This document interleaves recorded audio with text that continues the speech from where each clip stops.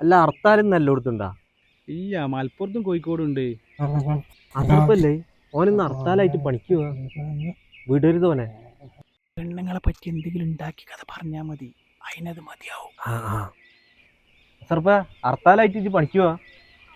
പണിക്കോ ഹർത്താലായിട്ട്? പിന്നല്ലാണ്ട് ഇവിടെ ഇരിക്കും, വേറെ കാര്യമുണ്ട്. എന്തൊക്കെ ഒരു കാര്യം കേൾക്കണെങ്കിൽ പണിക്ക് പോണം, അടവുണ്ട്. സർലേച്ചിന്റെ എന്തിന്? ഞങ്ങൾ ഇന്നലെ സെക്കൻഡ് ഷോ കഴിഞ്ഞ് വരുമ്പോ സർലേച്ചിന്റെ വീടിന്റെ ബാക്കിൽ ഒരു ബൈക്ക്.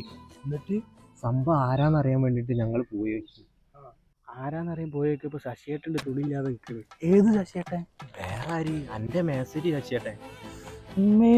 മേസിരി ശശിയേട്ടനോ? അപ്പൊ സർലേച്ചിയോ? സരളേച്ചിന്റെ മോനെ. നാട്ടിൽ ഇന്റെ മാരത്ത് ചെക്കന്മാരുണ്ടായിട്ട് ആ തള്ളക്ക് ആ തന്തനെ പറ്റിയേ.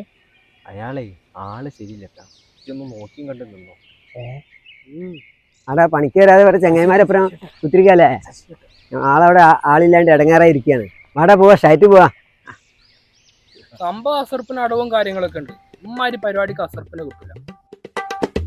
ഇത് എന്തൊക്കെയാ അസർപ്പേ പറയണേ? ഞാനാണ് കുമ്മായം കുട്ടിച്ച് വന്നതല്ലേ.